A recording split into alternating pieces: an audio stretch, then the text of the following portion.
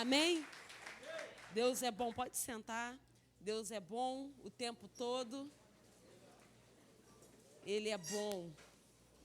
É um prazer estar aqui com vocês. Eu conheci os pastores, pastor Cristiano e a pastora... Ela eu conheci primeiro, né? Lá no sítio, foi na escola Esté do ano passado.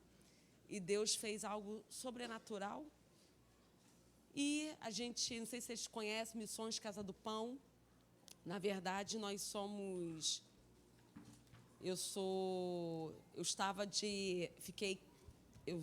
Na verdade, eu morava em Niterói, nasci e fui criada em Niterói, na cidade de Niterói. Então, há 18 anos atrás eu casei e subi a Serra de Teresópolis. Então, fui para Teresópolis, onde encontrei Eduardo. Estou casada, graças a Deus, temos 2 filhas que não estão hoje aqui, se chama Samara e Sabrina. Os pastores conhecem, né, as meninas. E então, ficamos ali. Aliás, eu sou da Igreja Filadélfia, mas ficamos pastoreando a Filadélfia, os jovens de lá, na cerca de... Foram 15 anos. Trabalhando só com os jovens. A Igreja Filadélfia, depois vocês seguem lá, é uma igreja muito boa, uma igreja de jovens também, uma igreja profética igual aqui. Quando eu entrei na porta, me senti em casa, num ambiente, né? Mas, há 3 anos atrás, nós temos um sítio em Itaboraí, muitos anos. Quando nós adquirimos esse sítio, quando eu entrei nesse sítio lá em Itaboraí, o sítio era de um primo meu, e vocês eram da visão celular, no modelo dos 12? Nunca foram, né? Então, nós éramos da visão celular, no modelo dos 12, então tinha os encontros com Deus. Então, o encontro que eu participei num retiro que eu fui, o sítio era só Jesus na prova.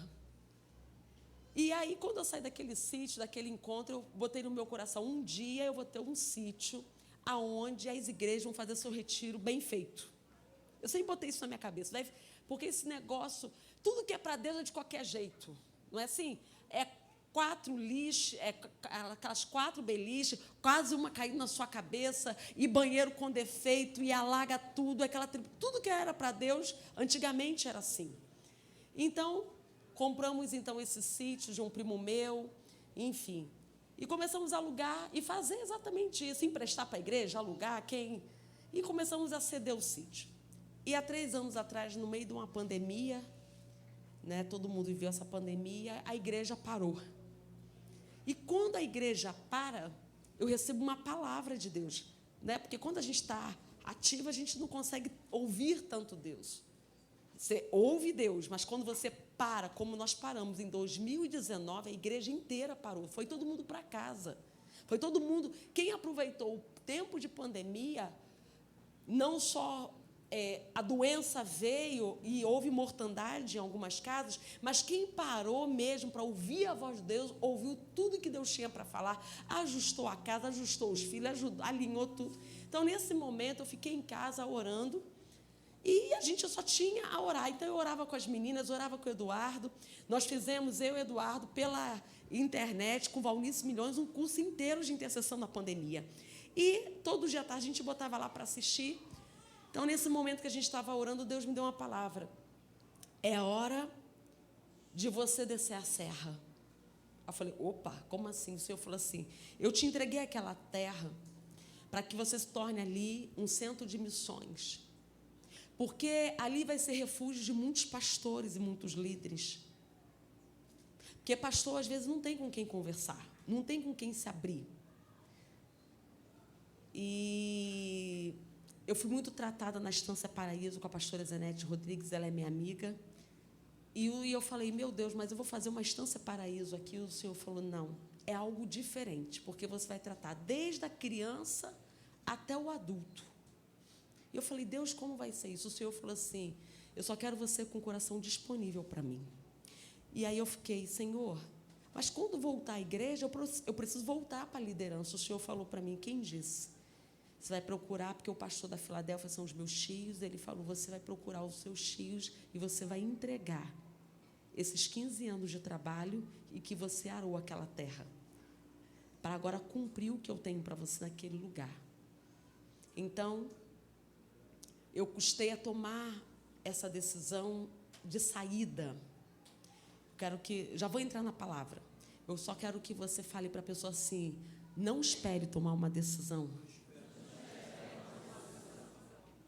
Fala, não faça como pastora Adriana.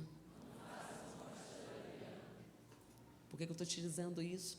Deus falou comigo isso em 2019, que eu era para descer a serra e entregar. E aí, só que eu fiquei com muito medo. Será que era Deus falando ou não era? Será que era a voz da minha alma ou não era? Então, fui fazer um exame de rotina em 2020. Quando eu faço um exame de rotina, estava tudo bem comigo. Vem a mamografia escrito assim: BIM-RADS 4, suspeita de malignidade na mão esquerda. Aí você perde o chão, né?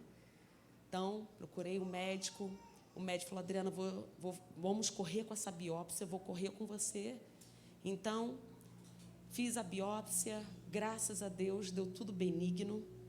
Fui para o oncologista, deu tudo benigno, só que ele falou assim: Adriana, a gente precisa te operar, porque tem um nódulo que a gente não consegue ver nessa imagem, porque ele está atrás da auréola da sua mama. Então, só com cirurgia, só abrindo, que eu vou conseguir ver o que tem ali. Aí me internei, operei, e, enfim, não tinha nada. Mas quando eu saio da cirurgia, o médico fala assim para mim: eu quero você 1 mês de repouso absoluto, sem mexer o braço, porque nós já abrimos, nós fizemos uma cirurgia grande em você, senão você vai ter uma hemorragia. Então, eu quero você em casa, sem mexer esse braço. Então, fui para casa, fiquei de repouso. Quando eu estou de repouso, o Senhor falou assim: Adriana, devolve o que não lhe pertence. Esse ministério de liderança de jovens pertenceu a você durante algum tempo. E é já a segunda vez que eu falo para você: devolve aquilo que não lhe pertence. Eu falei: Deus, como assim? O Senhor falou comigo: você vai procurar os seus tios, você vai procurar os seus primos e toda a liderança, e você vai devolver agora o que eu te entreguei por esse tempo na Filadélfia, porque eu quero que você e toda a sua família se entregue no sítio. Eu falei: Deus, mas ali é apenas um sítio. O Senhor falou assim: não, ali vai ser um nome chamado Casa do Pão, porque vocês vão alimentar agora pessoas fisicamente e espiritualmente. Esse é o nome, Casa do Pão. E Deus me deu o nome e começamos a orar, então começamos a fazer. Então, a princípio era um evento de mulheres que se tornou para homens, que hoje é um projeto social que se tornou grande. E dentro desse projeto, nós começamos a mapear ali em volta do sítio, e vimos que nós estamos em Sambaitiba, e Itaboraí está a 40 minutos. Então, nos colégios de Sambaitiba, a criança só estuda até a 8ª série. Depois da 8ª, ela tem que ir para o centro de Itaboraí. Só que para ir para o centro de Itaboraí estudar, tem até ônibus, mas é à noite e não tem como retornar. Então, toda aquela redondeza só estudou até a 8ª série. Nós tínhamos adultos e que não conseguiam um emprego melhor, que não conseguiam nada, porque só tinha a formação até o 1º grau, que antigamente falava. E dentro disso tudo, estou resumindo para vocês, nós conseguimos levar uma professora para lá e conseguimos trazer um provão do MEC para lá. E para a glória e honra do nosso Deus, saiu segunda-feira o resultado. 23 alunos passaram no provão do MEC e terminaram o 2º grau. Você entende? Você não consegue salvar o mundo, eu não consigo salvar o mundo. Mas quando nós estamos debaixo de um propósito de Deus, quando nós estamos aliançados com o Senhor, é o pouco que você faz para o seu próximo. É o pouquinho. É o pouco que você faz pelo seu vizinho, é o pouco que você faz pela sua vizinha. Você não precisa ter, não, é o pouco que você faz. E Deus te honrará em tudo que você fizer. Às vezes a gente quer colher uma honra de Deus, onde nós nunca honramos Ele. Nós queremos colher aquilo que nós nunca plantamos. Você entende? Cada semente que você coloca nesse altar, cada semente que você coloca no seu coração, cada semente que você coloca no coração de alguém, nunca se esqueça que um dia aquela semente vai florescer. E a semente boa que você colocou numa terra fofa e boa, ela vai produzir sementes boas também. Amém? Queria que você abrisse a sua Bíblia no livro de Juízes, capítulo 6. Pastor Iracema está aí, ela já chegou. Tem só uma vaguinha. Tem aqui, ó, uma vaga para você, Iracema. A pastora Iracema é que comanda a escola de intercessão lá no sítio. Ela tem sido uma bênção. Vocês, a escola aqui está sendo resultado daquilo que seus pastores têm aprendido com a vida de Iracema. Iracema tem sido uma bênção. Essa daí é uma intercessora nata. Eu só viajo de avião com ela, porque eu sei que o avião não vai cair de jeito nenhum.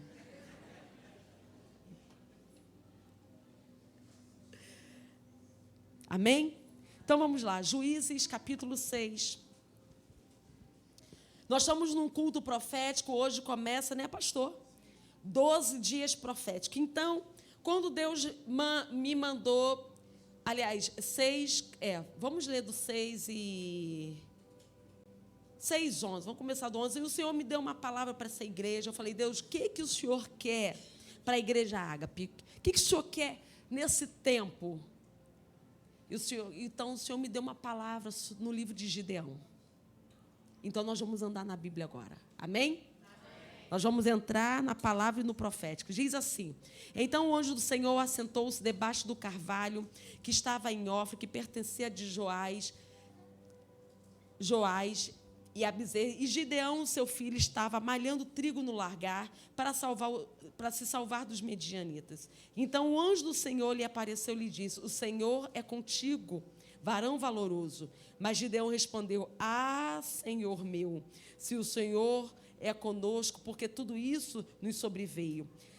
E isto é feito todas as suas maravilhas em nossos países, e contaram dizendo: não fez o Senhor subir do Egito?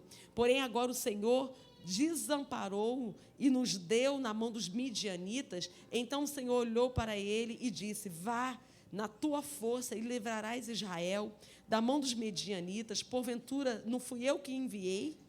E lhe disse: ah, Senhor meu, como livrarei Israel? Eis que a minha família é mais pobre em Manassés, e eu o menor na casa do meu pai. E eu, o Senhor, lhe disse: portanto, hei de ser contigo.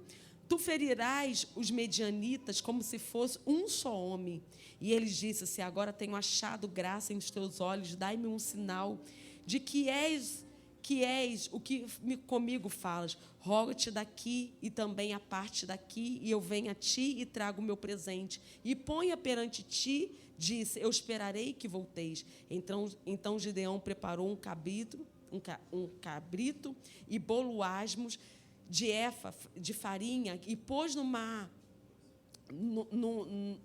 num alçafate, e fez um caldo e pôs numa panela, e trouxe até debaixo de um carvalho e lhe apresentou. Porém o anjo do Senhor lhe disse: toma a carne e os bolos o bolo asmo e põe sobre esta panela, e vê o caldo, e assim o fez. E o anjo do Senhor estendeu a ponta do cajado que estava na sua mão e tocou na carne e nos bolos. Então subiu o fogo da panela e consumiu a carne e os bolos asmos. E o anjo do Senhor desapareceu dos seus olhos. Então viu Gideão que era o anjo do Senhor, e disse: Gideão, o Senhor Jeová, eu vi o anjo, o Senhor, face a face. Porém o Senhor lhe disse: a paz seja contigo, não temas e não morrerás. Então Gideão edificou ali o altar do Senhor, ele chamou: o Senhor é a paz. E ainda até o dia de hoje está em Ofra. E aconteceu que naquela mesma noite que o Senhor lhe disse: toma um boi do seu pai, para saber que segundo o boi de 7 anos, e derruba o altar de Baal, que o teu pai, e corta o bosque que está de pé dele, e edifica ao Senhor, o teu Deus, um altar no cume deste lugar forte, no lugar aonde é conveniente. Toma o segundo boi e oferece um holocausto, e a lenha cortarás do bosque. Então Gideão tomou 10 homens dentre desses servos e fez com que o Senhor lhes dissera. E sucedeu que, temendo ele, a casa do seu pai e os homens daquela cidade não fez de dia, mas fez de noite. Depois nós vamos andar para frente, mas primeiro eu quero falar sobre exatamente quando Deus chama Gideão. Então, Israel estava sendo durante 7 anos, eu não quis ler tudo, mas em casa você lê, começa em Juízes 6:1. Israel estava sendo oprimido pelos medianitas. Por quê? Como sempre, o povo peca contra Deus. Deus tem a bênção para o povo, mas o povo vive pecando contra ele. E ali, pelo pecado, porque o pai de Gideão, olha só, Gideão é da tribo de Manassés. Manassés é da tribo vem da linhagem de José, que foi governador do Egito. Então, o pai de Gideão também era da tribo de Manassés. O problema é que o povo se corrompe. Nesse tempo desse governo que vai entrar agora, nós não podemos, a gente vai ter que guardar o nosso coração para a gente não se escandalizar, porque as pessoas se corrompem facilmente. Facilmente. É diferente quando você está num lugar santo, num ambiente santo, frequentando lugares com pessoas santas, caminhando com pessoas santas. É fácil você andar em santidade quando você só caminha, você só respira santidade. Mas quando por um tempo Deus tira você no meio desse povo e coloca você num povo incrédulo, aí que Deus quer ver a tua santidade. Aí Deus quer ver quem você realmente é. Porque você ser santo com pessoas santas é fácil. Agora seja santo num lugar onde todo mundo é promíscuo, onde todo mundo é errado. Então é exatamente isso. Israel abre a porta. O pai de Gideão conhecia Deus, ele era da tribo de Manassés, ele era da linhagem de José, mas esse homem se corrompe. Então, na entrada das portas de Israel, ele vai lá, o pai de Gideão, e levanta um altar para Baal, um altar para Será, como se ele nunca tivesse ouvido falar sobre Deus. Ele se corrompeu. Quando ele levanta esse altar, quando ele levanta a idolatria, ele abre porta para que todos os demônios venham sobre Israel. Toda vez que se levantar uma porta, um portal de ídolos, a miséria vem junto, a pobreza vem junto, a escassez vai junto. Então, quando ele levanta esse portal, quando ele abre, ele levanta esses 2 ídolos que nós acabamos de ler, de Baal e Aserá, ele abriu a porta para que Israel passasse fome, para que Israel passasse por escassez. Ele abriu as portas para o inimigo entrar. Então, entrou os midianitas. E os midianitas começaram a saquear tudo do povo de Deus. E o povo de Deus começa a se esconder. E nós sabemos que Gideão estava no largar. Geralmente o largar é para fazer vinho, mas esse largar que Gideão estava não era para fazer vinho. Esse largar que Gideão estava, ele estava amassando o trigo, tirando aquelas sementes do trigo para se tornar farinha, para ele sobreviver, ele e a família dele. E ele estava malhando o trigo, todo estava escondido numa caverna. Você só consegue trabalhar no largar, você só consegue malhar o trigo ou vinho no céu aberto. Mas aquele povo, eles precisavam, porque tudo que eles faziam, que os medianitas sabiam que eles estavam prosperando, eles estavam fazendo, os medianitas iam lá, roubavam e tiravam deles. Agora você imagina que Gideão está lá no largar, malhando trigo no largar. Alguém chega para ele e fala: olha, você é o libertador de Israel. Você que Deus vai levantar para libertar Israel. Queria que você agora prestasse atenção agora no que eu vou te falar, não que vocês não estão com atenção. Para você marcar isso para a sua vida e você nunca mais esquecer o que eu vou falar aqui essa noite. Deus só chama alguém para um propósito. Deus não chamou Gideão porque ele estava malhando no largar. Deus chamou Gideão porque quem levantou o altar de Baal na entrada de Israel foi o pai dele. Então, só Gideão tinha uma autoridade para ir combater de frente com a iniquidade paterna. Você entendeu? Deus não chamou Gideão apenas porque ele era um pobre coitado. Não, Deus levantou Gideão porque quem levantou, quem abriu o portal para Baal e para Aserá foi o pai dele. Mas Deus olhou para Gideão, ele não se corrompeu com os ídolos do seu pai. Ele não se corrompeu com aquilo que o teu pai estava fazendo. Ele pega a família, sobe, se esconde na caverna, vai malar trigo para proteger a sua família. Deus vê o coração de Gideão e levanta ele para quebrar a iniquidade familiar e libertar um povo e uma nação. Ele foi levantado por Deus para libertar a sua família, quebrar a iniquidade e libertar a nação inteira de Israel. Eu vim aqui para te dizer, a essa noite, nesse primeiro ano, que você, como Gideão, Deus está levantando para quebrar iniquidades da sua família e resgatar a sua descendência. Porque você tem autoridade para isso. A iniquidade parou ali, foi por isso que Deus levantou Gideão. Gideão fala: Deus, eu sou o menor da minha casa. Quem vai me ouvir? Quem vai dizer, Deus? Por que ele teve que fazer uma prova? Não era porque ele se sentia menor, porque ele achava que o povo não ia ouvi-lo que ele tinha para dizer, porque ele dizia: da minha família eu sou o mais pobre, eu sou o que eu tenho menos condições. Mas Deus fala: mas Gideão, você pertence uma genealogia e só você pode quebrar os altares que foram construídos. É você. E ele fala: então tá, Deus, ele faz prova com Deus, ele coloca, que a gente leu, ele arma o altar, pega fogo ao altar, e ele entende que era Deus realmente o chamando. E ele fala: então, eu vou quebrar os altares, mas eu não vou fazer isso de manhã, eu vou fazer isso de noite, porque a hora que meu pai descobrir que eu quebrei os altares dele, ele vai me matar. Então Gideão sobe com 10 homens e derruba o altar. Só que quando ele vai derrubar o altar, de manhã, ele derruba o altar, ele faz exatamente o que Deus falou: agora, no lugar de Baal, você levanta um altar para mim. E deixa registrado na porta da entrada da cidade. Porque agora, eu vou tomar Israel. Deus vai fazer algo na nossa vida quando a gente quebrar alguns altares.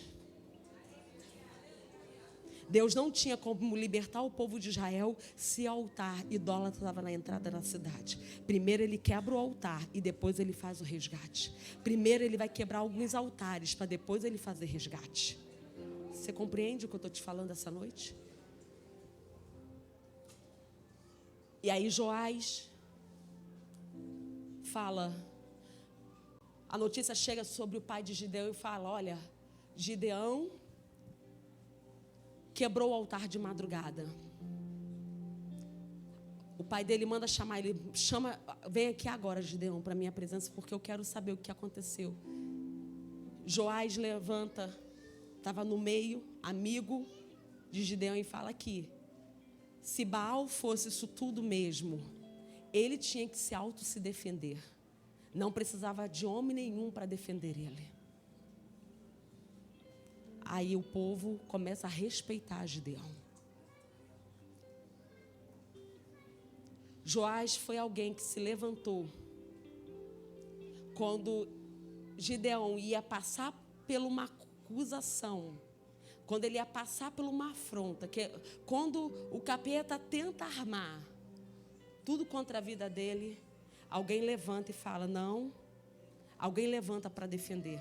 Porque quando você está em direção ao propósito, Deus vai levantar pessoas em sua defesa. Porque Ele é Deus.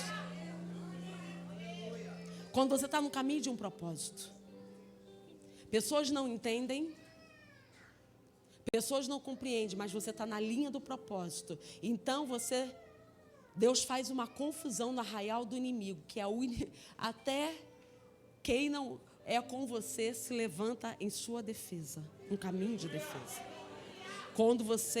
Porque Gideão estava alinhado com o céu, no caminho, o propósito de Gideão era salvar Israel, livrar o povo de Israel. Esse era o caminho, essa era a voz. Ele tinha que andar alinhado com o céu. Agora, você imagina um homem que era totalmente sem valor, um homem totalmente o mais inferior da família. Deus pega Gideão e agora, Gideão, eu estou te levantando agora como juiz em Israel.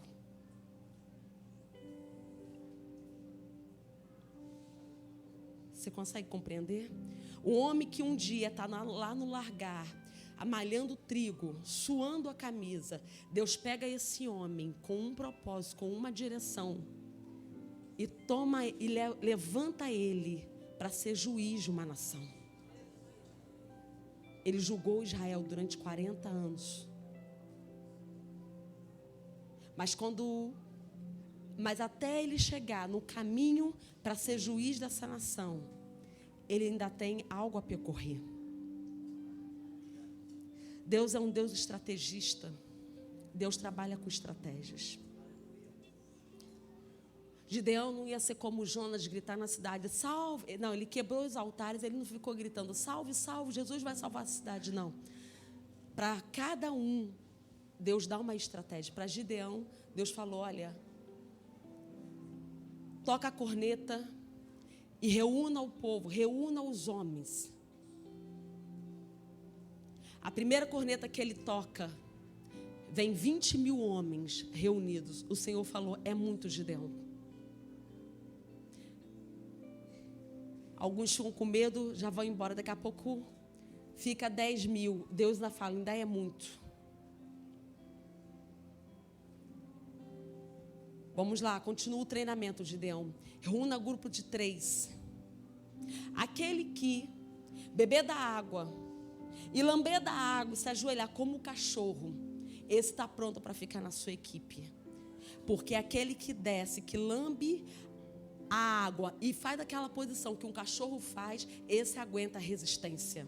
Esse aguenta entrar na guerra. Deus não chama pessoas para entrar na guerra se ela não tem resistência. Por isso que a equipe que Deus estava levantando para caminhar com Gideão tinha que ser homens, não só valentes, mas homens resistentes. Pessoas resistentes. E ali Deus faz a estratégia e fica 300 ali com Gideão para tomar a terra de Israel, que foram pessoas levantadas pelo Senhor. De 20.000 cair para 300 dentro de uma guerra é um número muito grande. Mas 300 caminhando na mesma visão, 300 caminhando no mesmo propósito, 300 caminhando debaixo de uma dimensão, 300 alinhado com o céu, 300 com o olhar de conquistar Israel, de tomar posse da terra, 300 alinhado com o seu líder, 300. O que Deus precisa não é de uma grande multidão, Deus precisa apenas de 300 alinhado com uma liderança. Porque se tiver 300 alinhado com uma liderança, vocês tomam esse bairro. E essa igreja em pouco tempo vira com 3.000 membros. Mas tem que ser 300 alinhados na mesma visão, alinhados no mesmo propósito, alinhados.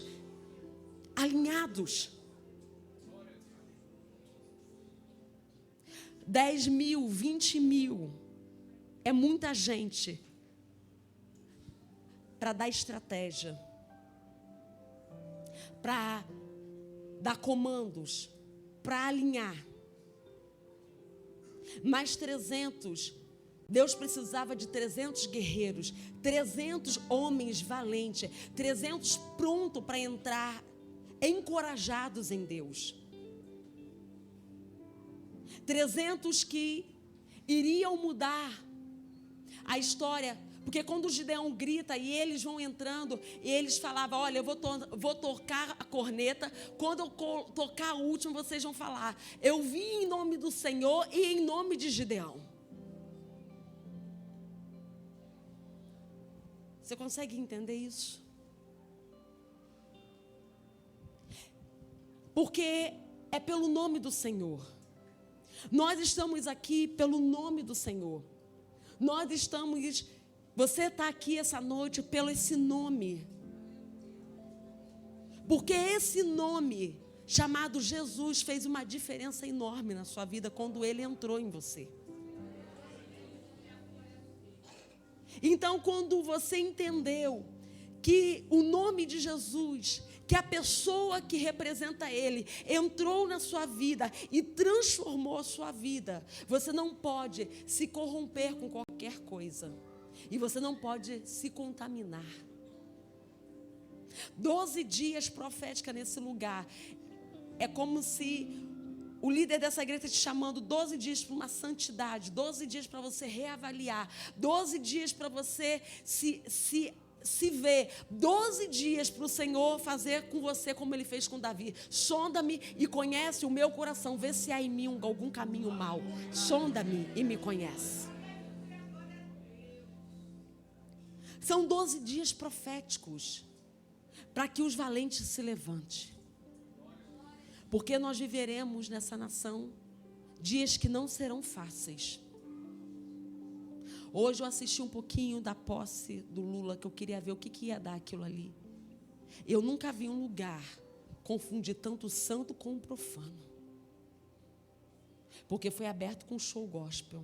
Mas no mesmo show gospel, onde alguns cantores evangélicos estavam cantando, tinha um homossexual cantando junto com eles.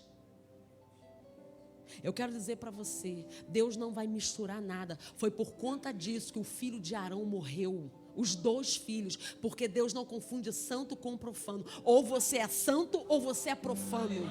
Ou você está ou você não está. Ou você é ou você não é. Quando Deus levantou os 300 de Gideões, era isso que Deus estava querendo saber. Quem era e quem não era. Porque na multidão vem tudo. Só que Deus não quer um todo. Deus quer pessoas que tenham um caráter, compromissos, fidelidade, vida diante dEle. Deus não está procurando alguém que canta bem, ou alguém, não. Deus está procurando valentes, pessoas que entram na guerra para tomar posse de uma terra. Porque para a gente tomar posse de uma terra, a gente não pode contaminar o que Deus derramou sobre as nossas vidas. A gente não pode contaminar a unção. A gente não pode se perder na unção. Você imagina que toda a família de Gideão estava ali contaminada com o seu pai lá adorando Baal e Aserá, mas ele estava lá na caverna sozinho, ele, a sua mulher e seus filhos, no meio de um lagar, no meio de uma pobreza, aonde os familiares olharam para ele e diziam, esse é o menor, esse é o pobre coitado. Não, mas Deus olha para esse coração que não se corrompeu, para esse coração que não negociou, para esse coração que não profanou o lugar santo, o lugar que é de Deus. Deus olhou para esse coração. Deus olha para o meu e para o seu coração. Um coração que não vai profanar nada. Um coração que não vai negociar. Um coração sincero. Um coração que ama ao Senhor sobre todas as coisas. Podemos até morrer, mas nós não negociamos a unção. Podemos até ser ameaçados, mas nós não podemos negociar a unção. A unção não se negocia. Porque todos que negociaram a unção hoje estão em ruína. Foram para um caminho de queda. Deus está esperando algo de mim e de você, nesse tempo que a igreja está vivendo. Ele procura homens e mulheres que não vão negociar o chamado, que não vão contaminar o chamado, que não vão desonrar a Ele, que vão amá-lo. O tempo todo, dou o que doer, mas eu amo o Senhor. Nem a vida e nem a morte, nem doença, nem principado, nem potestade, nada irá me separar do amor de Deus. Deus está procurando pessoas assim. Deus na sua casa procura você, porque Ele encontrou em você um coração como de Gideão. Às vezes a gente espera que um pastor venha, entre, vai na nossa casa, faça uma oração para quebrar as iniquidades, para quebrar a maldição, aonde Deus quer levantar você, como Ele levantou Gideão. Só Gideão podia quebrar aquela iniquidade, por a iniquidade familiar, a iniquidade paterna, só ele podia fazer aquilo. Eu quero dizer que a iniquidade da tua família parou em você, e só você tem autoridade para quebrar. Só você tem essa autoridade. Deus, Ele precisa encontrar algo, se você entender a qual propósito que Deus te chamou, num coração tão precioso que Deus te levantou. Gente, olha só, eu falei para vocês que, não sei porque, eu geralmente não falo que eu morava em Niterói, mas eu morava em Niterói. Eu tinha 18 anos de idade, eu sou neta de um pastor, meu avô morreu, Assembleia de Deus, eu nasci naquela igreja. Meu avô faleceu, eu fui um tempo ficar na igreja batista, porque tudo me lembrava lá. Só que um tempo eu retorno. A minha vida dos meus 18 anos até 27 anos, ela não foi fácil. Não foi fácil. Eu não sou filha de pastor. A minha mãe casou com o meu pai, ainda que ela foi criada na igreja. Mas o meu pai, ele veio de um casamento conturbado e casou com a minha mãe. Mas eu entendi o propósito que Deus tinha na minha vida. Eu sou a 7ª filha por parte de pai do meu pai. E por muitos anos, não sei porque eu estou contando isso aqui hoje, está dentro da palavra, porque por muitos anos, eu só tinha 18 anos. Com 18 anos, eu entendi que eu podia quebrar as iniquidades da minha família. Eu entendi que eu podia entrar no mundo espiritual, que eu tinha livre acesso, que eu não precisava ser pastora, que eu não precisava ser líder, mas que se eu entrasse no quarto e orasse e quebrasse a iniquidade familiar, eu tinha essa autoridade para quebrar. A essa semana, eu estava agradecendo a Deus, porque eu tenho uma prima da minha idade que tudo deu errado. Filha de pastor, criada dentro da igreja, mas tudo deu errado. Se divorciou do primeiro casamento porque o marido a traiu. E eu falei, meu Deus, que tanta tragédia que acontece na vida da minha prima. Eu falei, Deus, ela nasceu dentro da igreja, o meu tio pastor, a mãe, todo mundo pastor. E por que essa tragédia toda aconteceu? E eu falei, Deus, eu estava falando, Deus, graças a Deus que isso não chegou até a minha casa e nem chegará até a minha vida. Aí o Senhor me lembrou que com 18 anos, antes de eu sair para trabalhar, antes de eu sair para os estudos, eu tinha esquecido disso. Eu fiquei durante muitos anos na igreja, lá na Assembleia de Deus. O faxineiro lá abria a porta, eu entrava e ficava de 7 até 8 horas, quando eu levantava naquele altar um poço de lágrimas ali. Deus falou assim, Adriana, o que você está colhendo hoje foi aquilo que você plantou com seus 18 anos. A vida é feita de colheitas. E eu falei, meu Deus do céu. O Senhor perguntou, será que ela orou para casar? Quanto tempo ela gastou na minha presença? Porque eu sei, Adriana, quanto tempo você gastou na minha presença para tomar uma decisão para casar. Eu sei quanto tempo você gastou. Hoje, minha filha, você só está colhendo aquilo que você plantou. Você só está colhendo as tuas lágrimas derramadas, porque cada lágrima que você derramava no meu altar era como sementes para o teu futuro. Você entende o que eu quero dizer para você essa noite? Eu vim aqui para te dizer, Vim para falar sobre Gideão e falar sobre a minha história para você. Que você pode quebrar as iniquidades da sua família. Porque Gideão fez isso. Ele quebrou as iniquidades. Ele não era ninguém e Deus fez dele um juiz. Ele não era ninguém e ele salvou a sua família e toda uma nação. Eu quero dizer que você pode hoje, não sei como você se sente ou como você se acha, se você se acha que você não é capaz, você não é ninguém, eu não sei o que você se acha, mas eu vim aqui essa noite para te dizer que o Senhor quer te levantar. Deus precisa encontrar apenas no seu coração um coração disponível para Ele e disposto a andar alinhado com o céu, para você então tomar posse de tudo que Deus tem para você. Quando eu falo tomar posse de que Deus tem para você, é você tomar posse.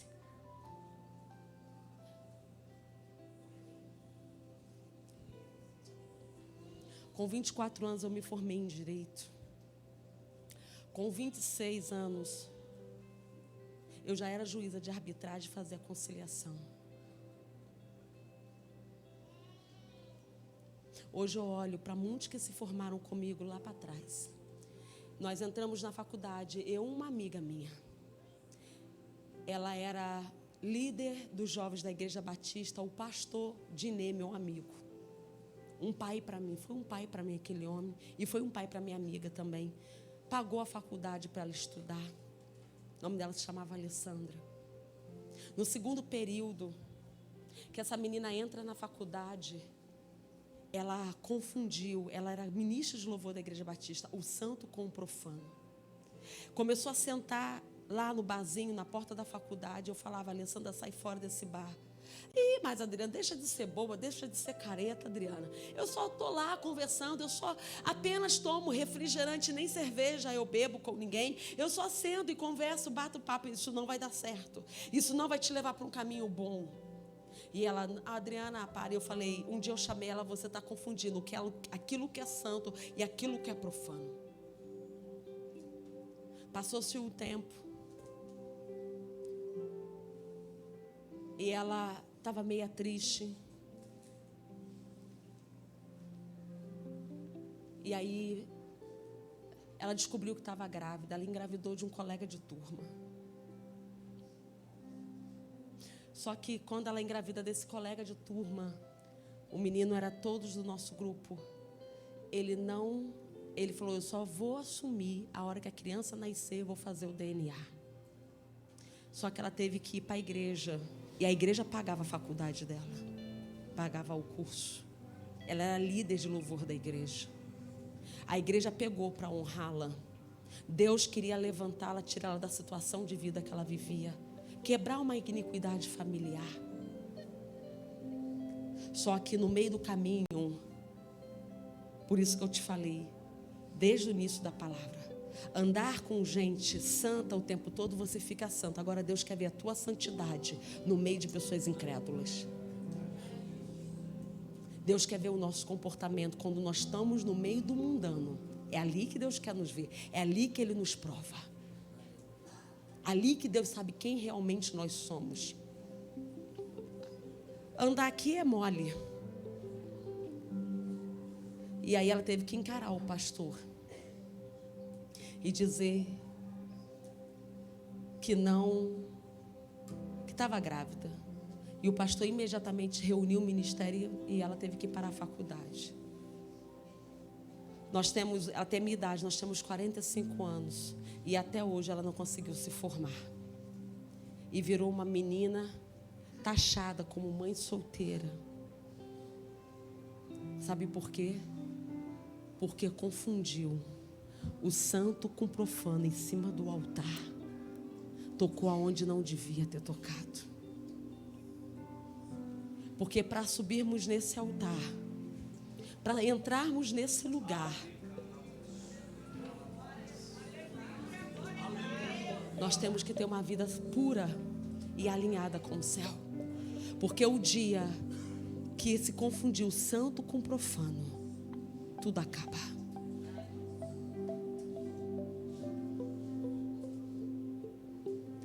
Arão levita da tenda, Moisés levanta ele e os filhos como sacerdote. Ele perde os 2 filhos, porque os filhos levantaram uma adoração que não era para Deus. Porque o coração do pai era um coração de adorador, mas o coração dos filhos era um coração corrompido. O coração do seu líder possa ser um coração de adorador, mas o seu coração tem que ser igual. Porque se haver um rompimento dentro desse coração,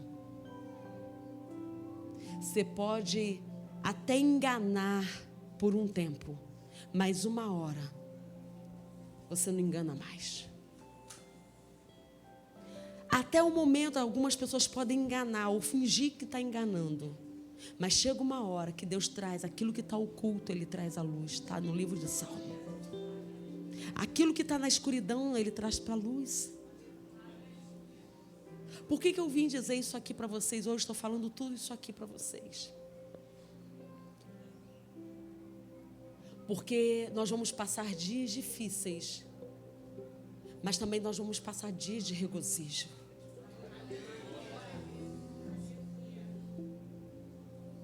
Não chegou a hora de Deus separar o trigo e o joio, mas chegou a hora de Deus separar de quem é santo e de quem é profano. Chegou a hora de Deus separar a quem vai ser como os 300 que vão conquistar o Rio de Janeiro, daqueles que o coração será corrompido por dinheiro ou por coisas alheias. Eu não conheço nenhum momento da palavra de Deus que quando a glória de Deus foi embora de Israel, eu não conheço nenhum momento que nenhum justo padeceu. Eu não conheço. Pode ler a Bíblia de frente para trás, de trás para frente. Porque um coração que ama o Senhor, que está disponível para Ele, que é temente a Ele, nunca vai padecer. Nem o justo e nem a sua descendência vai mendigar o pão. É Bíblia. Nós vamos ver, você pode até ver pessoas dizendo, a escassez vai chegar. Hoje eu vim em Brasília, parecia o casamento de Acabe com Jezabel, quando os demônios entraram todo em Israel. Parecia que eu estava vivendo naquele tempo. Jezabel fazendo aliança com Acabe e ela entrando com todos os demônios ali em Israel. Essa era a cena que eu vi, parece que eu estava vendo hoje à tarde, estava vivendo hoje. Mas dentro do reinado de Israel, quando Acabe e Jezabel estavam no governo, e que toda a idolatria entrou, que toda a macumbaria, feitiçaria entrou naquele governo, como entrou no governo do pai do Gideão. Aliás, o pai de Gideão não era governador, mas quando ele estava ali levantando os mesmos altares que Jezabel levantava na terra dela, o povo de Deus, quem tinha um coração sincero, não padeceu. Pelo contrário, quando Deus mandou seca, Deus retira os profetas. Deus retira os profetas, e Obadias, que era o profeta que estava dentro de Acabe, pegava pão e levava para os profetas menores comer.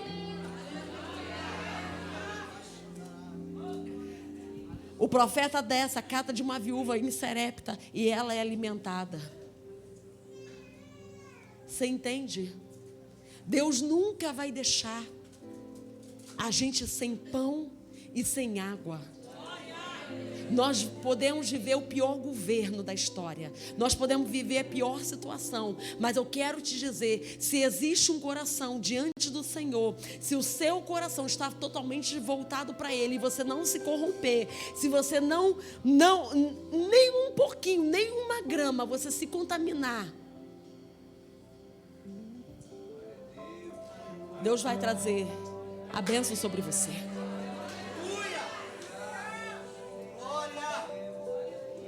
Para a gente encerrar, porque eu sei que vai ter ceia, mas essa eu quero falar de perto.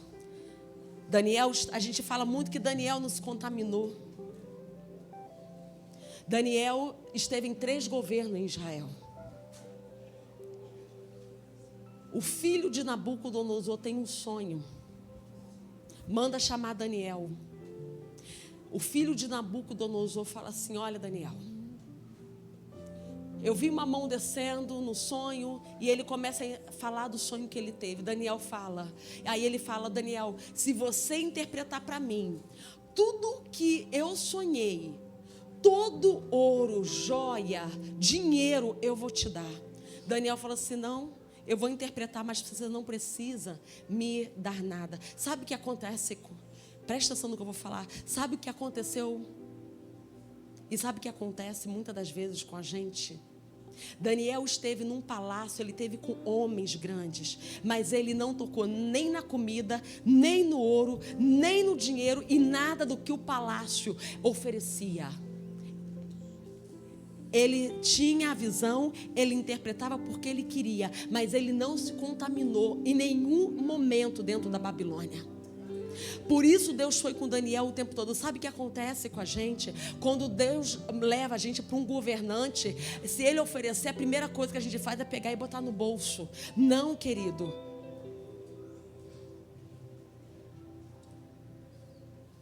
E aí alguns minam a unção, sabe por quê? Porque quando Deus coloca eles ali no governo, estabelece, não é para você nem pegar pão, não é para você pegar vinho, não é para você tocar em nada, apenas você fazer o que Deus mandou você fazer de graça eu dei, de graça você vai dar, vira as costas e vai embora. Deus honrou Daniel o tempo todo, porque ele não se misturou, ele não negociou o chamado. Quando você não negocia o chamado, você não mina a unção. Como que a unção é minada? Com coisinhas muito pequenas. Deus te usa profeticamente e Deus vai lá e te levanta profeticamente. Só que aí você vai conhecendo pessoas. E aí alguns vão contaminando a unção que Deus entregou, vão se corrompendo dentro da unção. Meu irmão é vereador em Itaboraí. Ele é vereador em Itaboraí. Eu podia pegar o dinheiro do governo e fazer muito mais dentro daquele sítio, mas o Senhor falou: Adriana, não contamine a unção. Eu disse que esse sítio seria a casa do pão. Não coloque 1 centavo de político aqui dentro, porque quem sustenta esse ministério sou eu. Não se corrompa, não mina a tua unção, não mina aquilo que eu te entreguei, não mina aquilo que eu te dei. Nós terminamos agora em dezembro, lá o pastor Cristiano tem uma menina lá que é presidente da OB, ela me chamou: Adriana, você pode estar ganhando dinheiro aqui e não sei o que, e não sei o que lá. Eu falei: não, eu não posso tocar nisso, porque eu não posso contaminar aquilo que Deus entregou.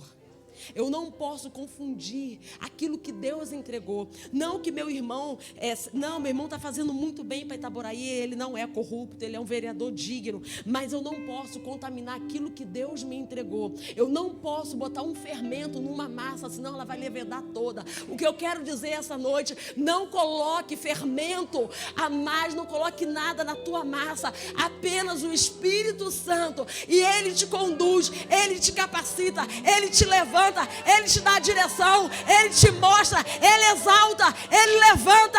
Ele tiver que humilhar, Ele humilha, mas Ele tiver que exaltar, Ele exalta. É Deus que faz isso, não é o homem.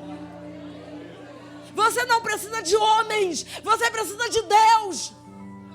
Você não precisa de pessoas, você precisa acreditar em Deus e confiar nele, porque é Ele que levanta, é Ele que exalta, é Ele que estabelece, é Ele que diz, é Ele que vem em seu favor. Não confie nem em carros e nem em cavalos, mas faça menção do nome do Senhor. Porque quando a gente contamina a unção, a gente não tem como enfrentar uma guerra. Quando a gente contamina a unção, a gente não consegue tomar o terreno do inimigo. Porque a gente contamina a unção.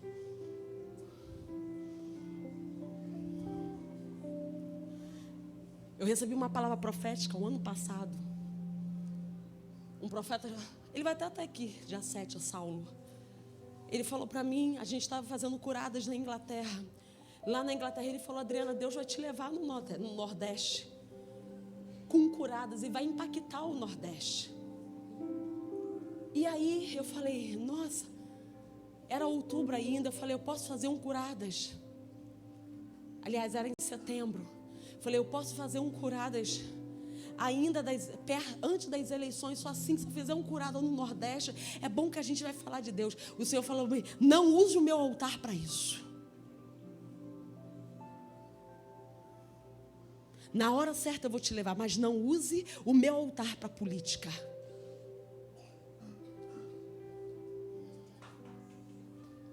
Sabe o que aconteceu? Sabe aonde a gente perdeu a guerra? Porque nós fizemos do altar do Senhor um ambiente político. Contaminaram, minaram o altar. E aí os medianitas entraram e tomaram posse da terra. Porque nós permitimos. Não foi falta de oração, não foi falta de jejum, não foi falta de clamor. O que faltou foi mais óleo na botija. O que faltou foi pureza e santidade. Isso faltou. Isso faltou. Mas agora o que a gente faz? Vamos pro largar igual Gideão. E amassar trigo e amassar vinho.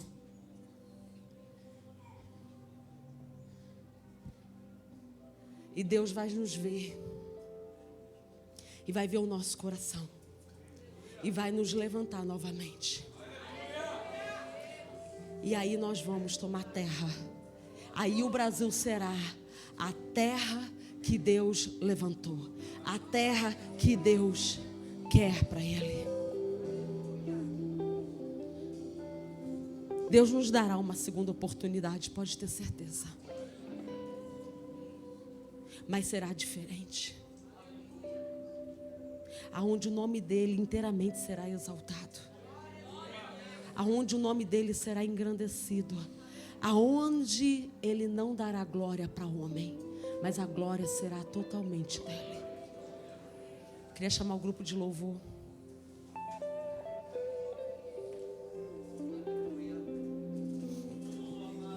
Você pode ficar de pé e eu quero orar com você. Para que você entre nesse tempo.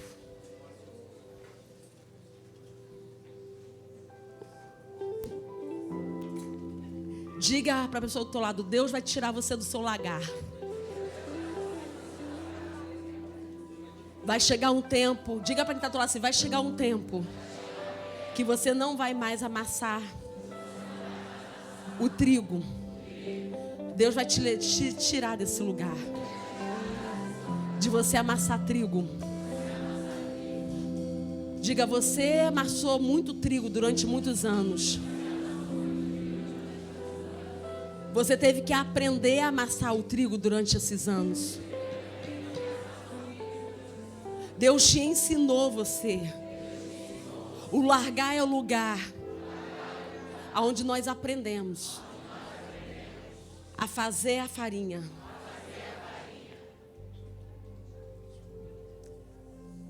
Deus está tirando você desse lugar. Deus está tirando alguns de vocês desse lugar. Mas com o tempo, Deus está me mostrando, pastor, sobre essa igreja. Por um tempo, vocês teve que aprender a amassar o trigo nesse lugar. Vocês viveram um tempo, quando começaram, eu não sei como essa igreja começou, não sei a história dessa igreja, mas vocês viveram um tempo de escassez, que era um tempo onde o dinheiro era a conta de tudo. Era a conta de pagar o aluguel, era a conta de pagar a luz, era a conta, vocês aprenderam a amassar o trigo no largar. E aí Deus pega vocês com o coração sincero nele, com o coração de fidelidade dele, faz como o Gideão, tira do meio do largar e põe como um juiz sobre uma terra.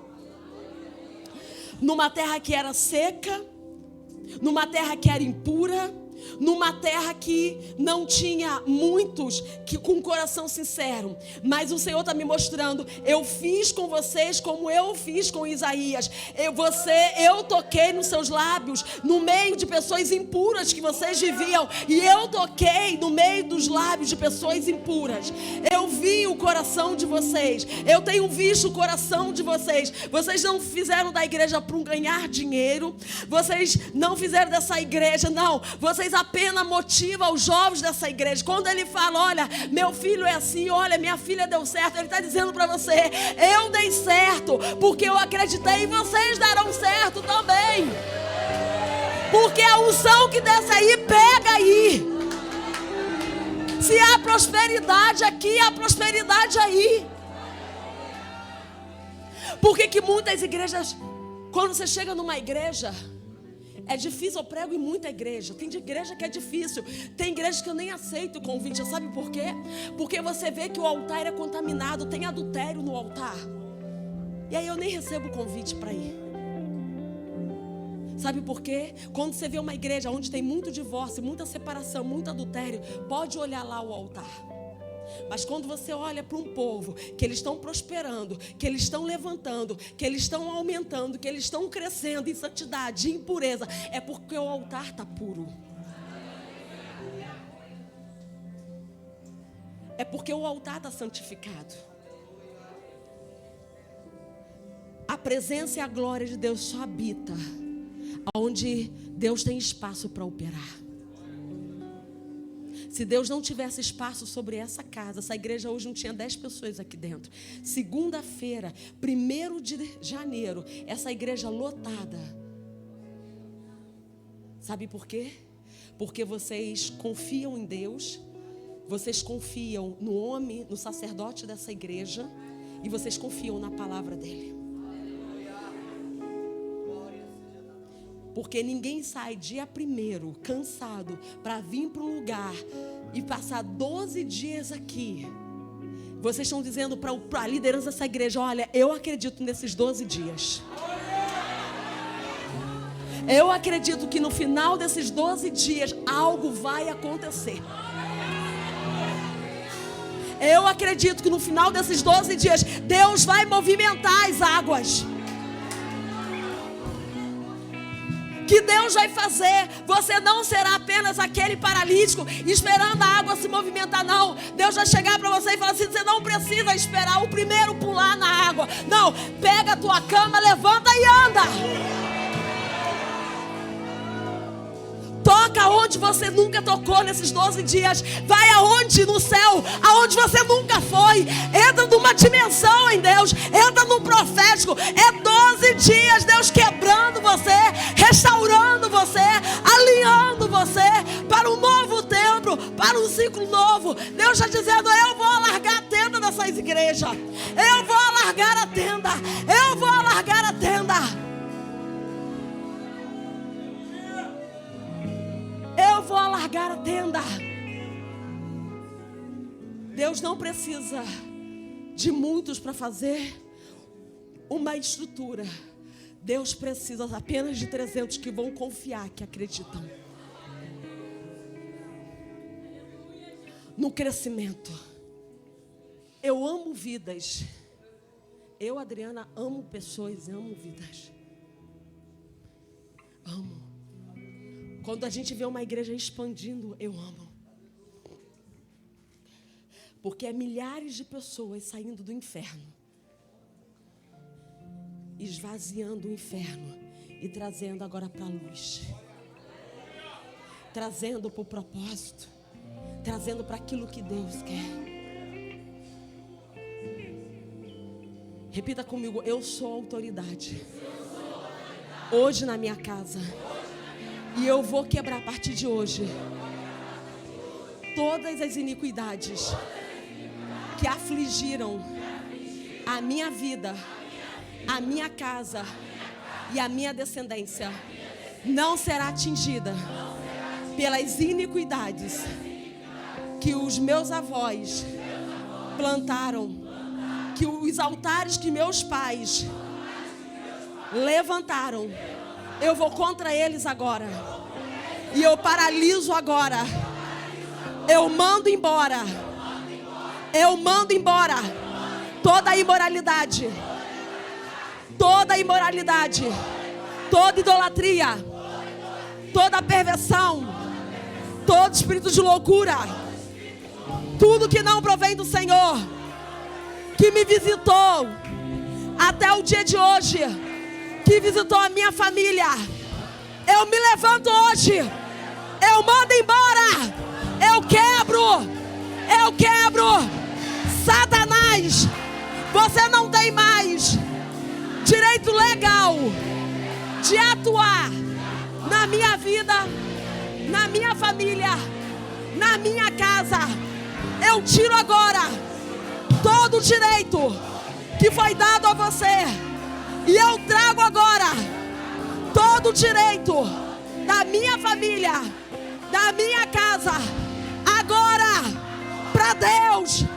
Para Deus. Toma o governo. Toma o governo. Toma o governo. Jesus, toma o governo da minha vida, da minha casa, da minha família. Toma o governo. Eu me levanto nessa noite como Gideão para conquistar, para avançar, para cumprir o chamado que Deus entregou.